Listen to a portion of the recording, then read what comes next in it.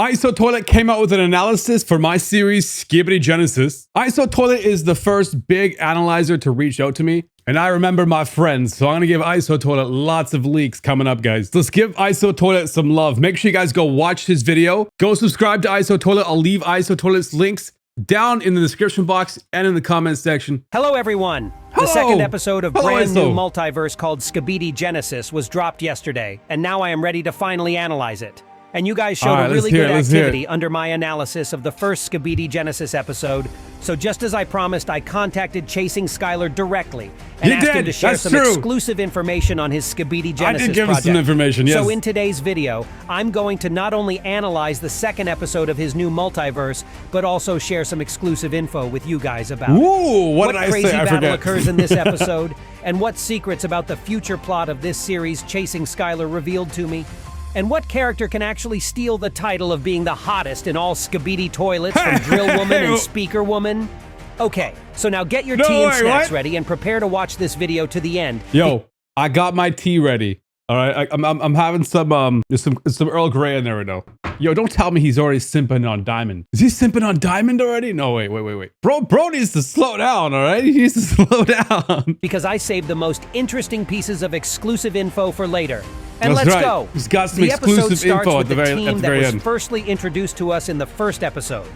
And by the way, thank you guys for telling me the exact names of these guys, so I don't need. Here's a little mess up. I don't know if you guys noticed, but this shot is kind of broken. It was a little mistake. They're all supposed to have colors on their speakers, all right? Obsidian's purple, gold, diamond, and Silver's supposed to have like a white, grayish kind of glow to his speaker, but in this shot, it's messed up.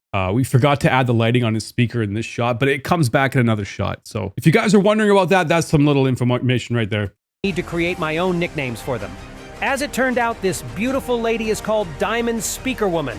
This yellow guy is Golden Speaker Man. The silent buddy is in fact Silver Speaker Man, and the purple protagonist was already known to me as Obsidian Speaker Man. Okay, so all the members he's of the got it. Speaker Men He's got exclusive it. team are playing in the stealth mode now and approaching the Skibidi Tower occupied with different enemies. So that's why it seems to me these guys decided to play it more sneakily, even despite the fact that they all are elite warriors. Obsidian peeks from the rock and observes the satiation. And in the distance we see 5 Skibidi toilets, which seem to be modified with some technical stuff, and the large Skibidi mutant with an even more interesting design. He has a weirdly shaped white mask on his face, and in general his suit reminded me of Nanosuit from the game called Crysis. It was pretty close. And as we started talking about nano stuff, he also reminded me of a character named Raiden from the game Metal Gear Rising. That is correct. That is correct. You know, most of his body model is riding. I love Metal Gear Solid. It's one of my favorite games. Who wore a similar suit, and just as Raiden, this mutant is also equipped with a sword. Add who knows, maybe it was Metal Gear Solid series that inspired Chasing Skylar to That's show right. us a stealthy mission in the beginning of this episode.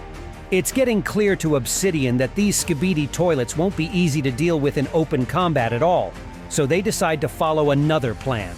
Obsidian turns back to his mates and tells them with a gesture to put a protective gear on, so all of them are taking the advanced earphones and putting them around their head speakers. And check out how the Golden Speakerman is the only one of this team who put on the earphones with the microphone attached to it.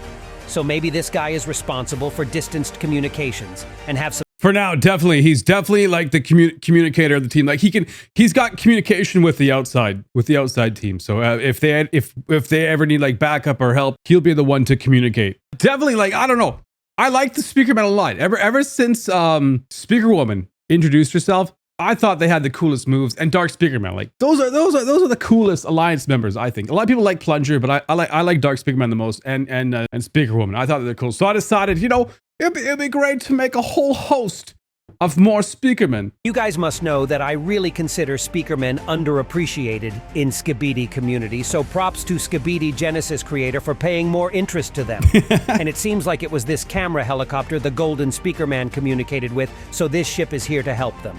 The helicopter flies closer to the Skibidi base and releases a large cargo, which turned out to be a huge speaker. And it's the similar speaker model that we could see on Skibidi Scientist in episode 60, for example. A group of Skibidi toilets come closer to glimpse at what just happened, and to tell you honestly, their sheer innocence made me chuckle a bit. They're like, hey, what's this thing over here? Oh, they don't know what's going As on. they looked like a batch of little kittens here. And just a second ago, they have to pay for their innocence as the huge wave of bass-boosted Yeah. sound from this speaker throws them away on the closest tower's wall and destroys them in a moment. And the impact of this is so huge that even a tree fell on the ground nearby. Yo. And then comes the most interesting part of today's episode. The trees in the nearby forest start shaking, and some absolutely Uh-oh. crazy-looking Skibidi Strider appears. look how insane he looked. Look, they look insane, but also a little bit derpy at the same time. We're still trying to get the face animations and everything working, but this is the best we could do right now. But he's coming in. And to me, he looks like a combination of Skibidi Strider from episode 47 of Boom's original series, but just without upper guns, and Skibidi Vacuum Urinal from episode 46, although only partly. And well, in general, this Skibidi looks like a mix of the most gut-wrenching monsters both in Boom's original series and multiverses. And here we're about to see something spicy. Diamond Speaker Woman in pair with Obsidian comes All right. closer. And now I'd want to address her weapon real quick because as it turned out, it is not just a random spear, but in fact a reference to a weapon called Spear of Longinus's from the iconic Evangelion anime. Yes. So this definitely 100%. That is right. It is from Evangelion. So Evangelion is probably one of my favorite animes ever made. That and Berserk. I love Berserk, Death Note, Code Geass, and Attack on Titan. Those are probably all my favorite animes. Evangelion has some really crazy, insane storyline, and I'm taking some inspiration from that. But we're going to get a little biblical later on in this series. adds more weight to her character, although she already has some weighty elements in her body. And as we started speaking about weapons, Chasing Skylar also God. revealed to me that Obsidian's knives are actually references to Karambit knives from Counter-Strike. Yes. And the scythes were also inspired by this popular character from the latest Puss in Boots movie. Yes, I absolutely love playing Counter-Strike. I used to play so much Counter-Strike. I don't play Fortnite, Valorant, or any of those games. I'm more of like a Counter-Strike player. But I'm sure you remember this detail anyways, because Boom also used this character as a reference twice. Did he? As the second Skibidi Strider must appears have on missed the that. horizon, both Diamond Speaker Woman and Obsidian Speaker Man are getting ready for a battle, and then you see one of the most epic fighting scenes I've ever seen in multiverses. Oh, God. And it reminded me a lot of the choreographed fighting scenes from the old CGI movie called Final Fantasy VII, Advent Yes. Children. And it made the You want to see that specific scene that I got inspiration from? If you guys ever seen Advent Children, it's got some really crazy choreographed fights in it. So this is kind of like the inspiration I'm taking from a lot of the fight scenes, but it's got some crazy fights. Like, look, he throws him to the wall.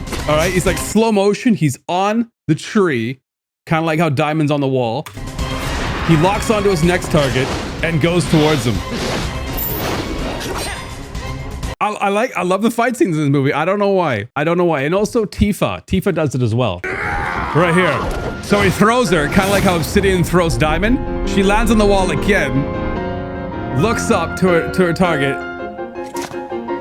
She jumps back. I thought it was a cool move. Anyway, I made it a little bit different, right? With Diamond coming in with the spear. combat in Skibidi Genesis really unique in comparison to other Skibidi multiverses. Diamond Speaker Woman gets thrown into the air and oh my god, what the literal heck is he doing? That's one of the sickest things I've ever seen in my life.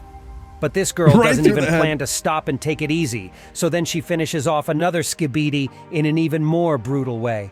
She really gave me God. Ada Wong vibes here because she's really hot, but dangerous at the same time. Would it prevent me from taking her phone number anyways? Of course not.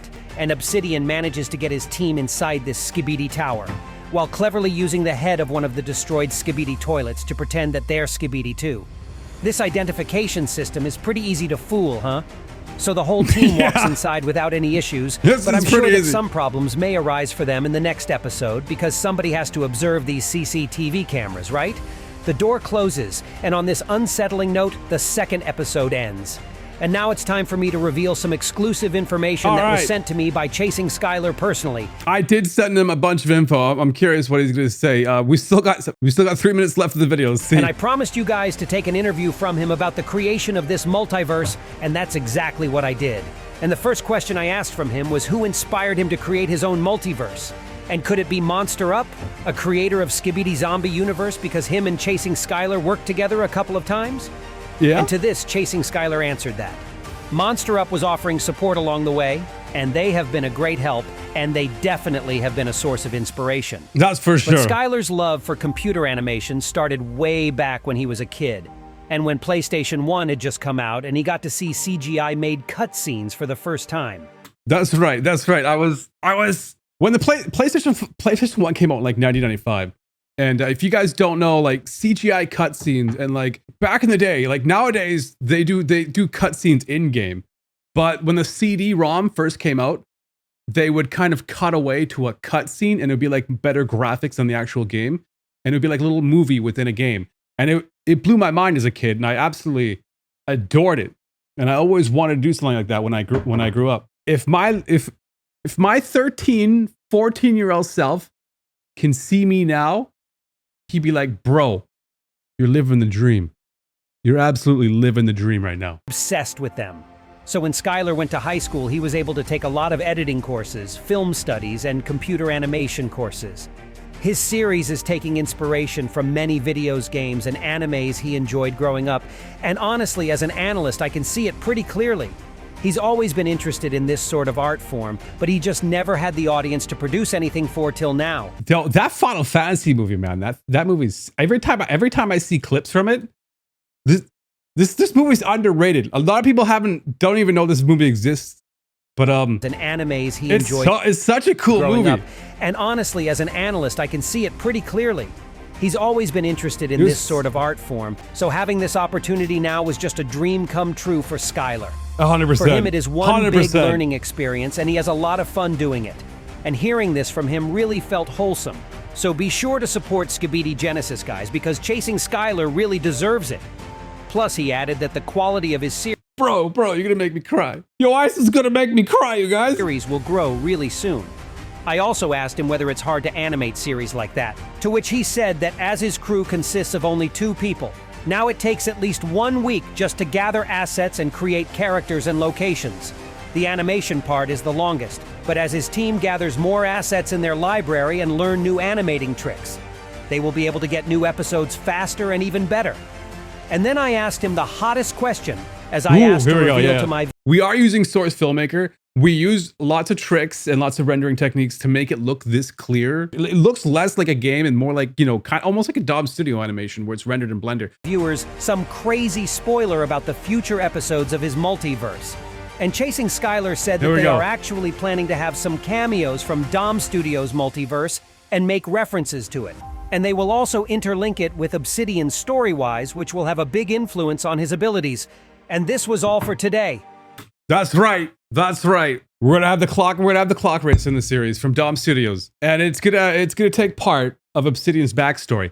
If you guys go to Obsidian's channel and look at his first video, you'll get some information on his lore, on his backstory, on who he is. Just to let you guys know. Anyways, thank you for that, ISO. Guys, make sure you guys go subscribe to my boy, ISO. Please subscribe to him right now. Drop some likes and comments down on his video that I just watched, guys. Make sure you guys go comment, like, and subscribe to his video. It'll help me so much. If we can get his video popular, it'll help my series as well, guys. So if you guys want to support me and ISO, make sure you guys hit that like and subscribe button on ISO's video. Thank you guys so much for watching. I gotta go get back to animating. Have a great night, everybody.